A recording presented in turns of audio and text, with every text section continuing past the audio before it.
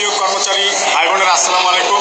আমরা দুটি মানুষ দীর্ঘদিন যাবৎ আরও অনেক ভাইয়েরা সম্মান করেছেন, কিন্তু অনলাইন প্ল্যাটফর্মে আমরা যেভাবে প্রচারণা করতেছি কর্মচারীদের অধিকার আদায় করা নিয়ে, সেক্ষেত্রে যদি আমাদের সম্মানিত সচিব মহোদয় এবং যারা মহাপরিচালক এবং সরকারের নীতি নির্ধারণ ফর্মে যারা আছেন, আমরা শুধু 11-20 গ্রেডের কর্মচারী নয়, প্রথম থেকে নবম গ্রেডের কর্মকর্তারাও যদি এই বিষয়ে কথা বলেন, পে স্কেল যাতে এই নির্বাচনের আগে বাস্তবায়ন করা হয়, সে বিষয়ে যদি তারাও একটু সরব হন, তাহলে মনে হবে যে আমরা আসলে কাঙ্ক্ষিত লক্ষ্যে পৌঁছাতে পারবো। কারণ আমাদের বেতন বাড়লে আমাদের সচিব স্যার, অতিরিক্ত সচিব, মহাপরিচালক যারা আছেন সবারই বেতন বাড়বে।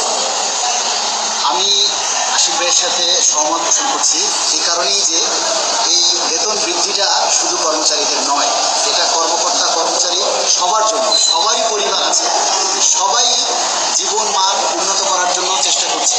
তাই আমরা বলবো কর্মচারীরা কর্মচারী লেভেলে দাবি আদায়ের জন্য কাজ করছে এবং ঊর্ধ্বতন কর্মকর্তা যারা রয়েছেন সরকারের কাছাকাছি, নীতি নির্ধারকের কাছাকাছি যারা থাকেন, আপনারা যদি আপনাদের মতো করে, যেহেতু 10টা বছরে কর্মচারীদের বেতন বৃদ্ধি নেই, এই একটা চিন্তাকে মাথায় রাখতে হবে।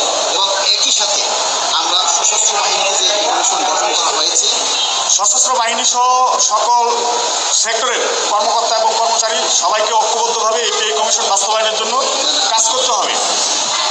সেই সাথে সশস্ত্র বাহিনীর পে কমিশনে যারা নিয়োজিত রয়েছেন, দায়িত্বে আছেন, তাদেরকে বলবো কর্মচারী যারা রয়েছে, বিশেষ করে বিভিন্ন বাহিনীতে যারা নিচের পদের কর্মচারীতে রয়েছে, বিশেষ করে সৈনিক, পুলিশের কনস্টেবল, বিজিবিতে আছেন, বিমান বাহিনী, নৌবাহিনীতে যারা রয়েছেন, সবারই কিন্তু পরিবার আছে, সবাই কিন্তু নিম্নমানের জীবনযাপন করছে। বর্তমান দ্রব্য মূল্যের সাথে তাল মিলিয়ে আমরা চলতে পারছি।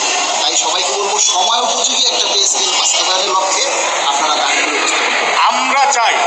আমরা চাই আগামী নির্বাচনের আগে পে স্কেল বাস্তবায়ন